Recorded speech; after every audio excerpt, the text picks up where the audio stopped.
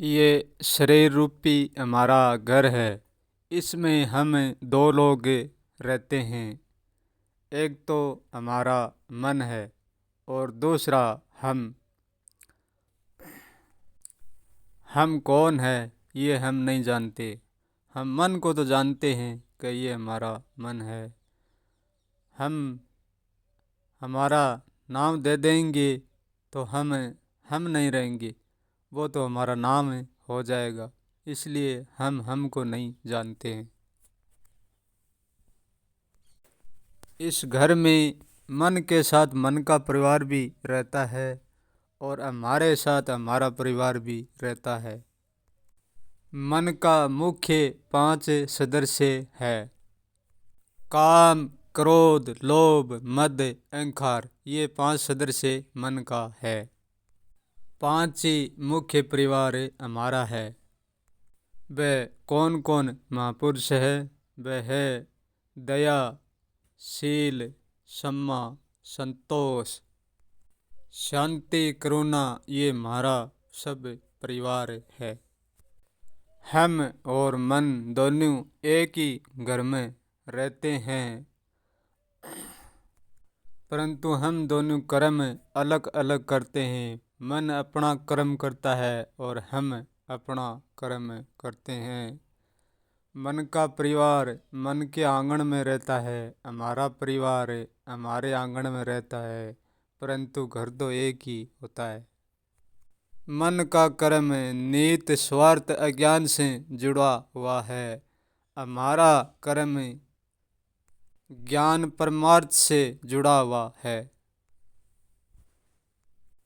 मन मध्यम कनिष्ठ बुद्धि के सहायता से काम करता है। काम में जल्दबाजी करता है, काम का सही निर्णय नहीं लेता है। मन के विचारों का निर्णय दो बुद्धि करती है, कनिष्ठ बुद्धि, मध्यम बुद्धि। मन की चाल भेड़ चाल है, व ज्ञान चाल है। ऐसा नहीं है कि मन के पास ज्ञान नहीं होता है। मन के पास ही बहुत यथार्थ ज्ञान तो होता है, लेकिन वो अखंड ज्ञान नहीं, वो एक ज्ञान का दिखावा है, केवल ज्ञान का धोखा। मन के साथ हमारी कभी तो बहुत कम बनती है और कभी बहुत बनती है। ये मन अच्छा कर्म करता है तब तो इसके साथ हमारी ठीक बनती है, और ये अच्छा कर्म नहीं करता है तो इसके साथ हमारी बहुत कम ठीक बनती है, परंतु हम उसको चाहकर भी छोड़ नहीं सकते।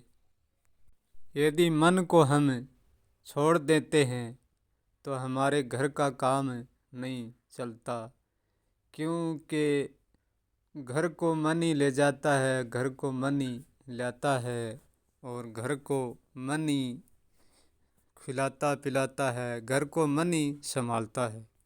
हम तो केवल घर का कर्म संभालते हैं, काम नहीं।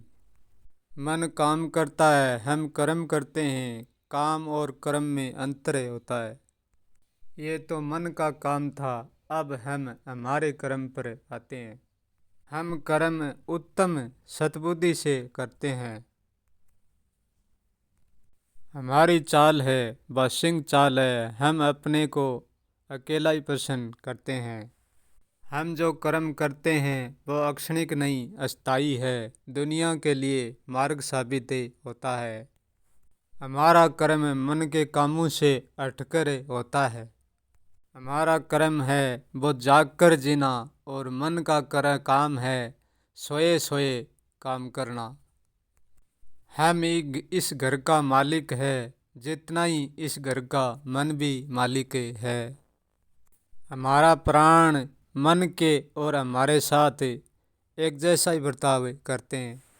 हमारा प्राण भी मन के प्राण होते हैं, मन के प्राण भी हमारा प्राण होते हैं। हमारा प्राण दोनों के साथ एक समान भी बर्ताव करते हैं, किसी के साथ भेदभाव नहीं करते हैं। हम क्या कर्म करते हैं प्राण को कुछ लेना देना नहीं है। मन क्या काम करते हैं प्राण को कुछ लेना देना नहीं है। वो तो बस अपनी गति से, अपनी मौज से चलता रहता है। यदि प्राण की मौज पर हम ध्यान लगा लेते हैं तो मन का दुख और हमारा सुख आसानी से सुलझ जाता है। जब तक हम प्राण को मन को नहीं जानेंगे, जब तक हम मन के साथ उलझ कर ही रहेंगे, क्योंकि हमारा मन हमारे ऊपर एक भ्रम का पर्दा डाल देते हैं। हम ही उसको सत्य मानकर उसके पीछे पीछे दौड़ते रहते हैं। हम अपने को जगाएं तो कैसे जगाएं? तब हमको अपने प्राण की सहायता लेनी होगी, प्राण पर ध्यान देना होगा। जब हम प्राण पर ध्यान देंगे तब हम मन के पीछे दौड़ने से रुक जाएंगे। जब हम रुक जाएंगे तो हमारा कर्म हमारी तरफ होंगे। परंतु हम ये सोचते हैं कि गलत कर्म मन करता है तो मन भी भरता है, हम क्यों भरें? क्योंकि हम मन के कर्मों का दंड इसलिए भोगना पड़ता है कि हमारे घर के साथ हम मन के घर में भी रहते हैं। वो घर तो हमारा एक ही होते हैं ना। बाहर से बेटा लड़ाई कर कर आता है तो बाप को भी थोड़ा दंड भोगना पड़ता है और माँ को भी। फिर भी माँ बाप को तो दंड थोड़ा ही भोगना पड़ता है। क्यों? कि वे घर से अलग है, आंगन में तो एक में ही है पर घर से अलग है। हम तो एक ही घर में है, एक ही आंगन में है। जब मन कोई गलत काम करता है और कोई गलत परिणाम आता है तो तब मन को जितना भोगना पड़ता है स्वयं को, इतना ही हमको भोगना पड़ता है और इतना ही हमारे घर को भोगना पड़ता है।